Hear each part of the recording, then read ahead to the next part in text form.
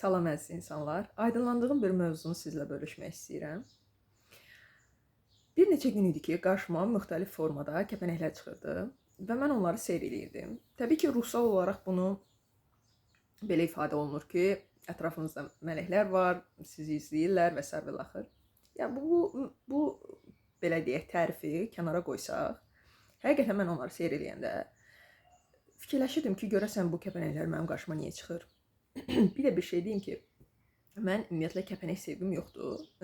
Nə mənada yoxdur? Məsəl üçün çox xanım sevir də, yəni kəpənək aksesuar, kəpənək formalı nələrsə və yaxud geyimlər və s. Amma mən sevmirdim kəpənəklə əlaqəli heç nəyi. Və nə oldu? Qarşıma kəpənəklər çıxırdı. Sanki Allah mənə görmək istəmədiyin yerə bax qızım deyirdi. Və nə baş verdi? Müqəddəs kitabı oxuduğum bir gün, bu yaxınlarda, qarşıma belə bir ayət çıxdı, 101.4. İstəsə siz də özünüzdə baxarsınız. Orada belə bir cümlə keçir. O gün insanlar hər biri bir tərəfə uçuşan kəpənəklər kimi olar. Cümləyə baxın. Və mən onu oxuyanda, baxdım kəpənəklər kəlməsi, dedim bu təsadüf deyil. Fikirləşməyə başladım ki, yəni nədir mənası bunun? İnsan da əslində kəpənək kimidir demək istəyir Allah.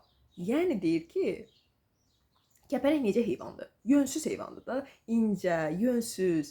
Həqiqətən orada hər biri bir tərəfə uçuşur da, yəni prosta görürsünüz ki, kənardan uçuşur və prosta da rus sözü, neysə sadəcə olaraq sözümü dəyişim, leksikonu biraz düzəldim.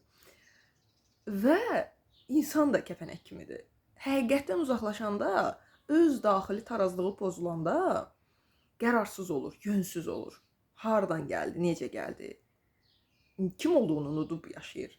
Yəni, başa düşürsünüz və insanın xaosu burada başlayır, daxili tarazlığı pozulanda. Yəni, kəpənək kimi olanda. Bu mənim üçün yəni aydınlanmanın ötəsi idi. Buna görə təşəkkür edirəm kəpənəklərə. Bundan sonra sevəcəm kəpənəkləri. Çünki ayəti anlamama yardımcı oldu.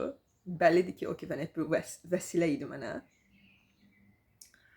Belə bunu bölüşmək istədim. Ümid edirəm sizin üçün də yararlı oldu. Bir də saçma da fikir verməyin. Ayda, biz nə yadıma düşdü? Çin əskərlərinə oxşayıram. Ya da ki o neçənci əsrin Koreya saray xanımlarının tərzi var. Neysə, indi fikir verdim. Bu da böyle bir xatirə qaldı. Bu qədər. Görüşərik.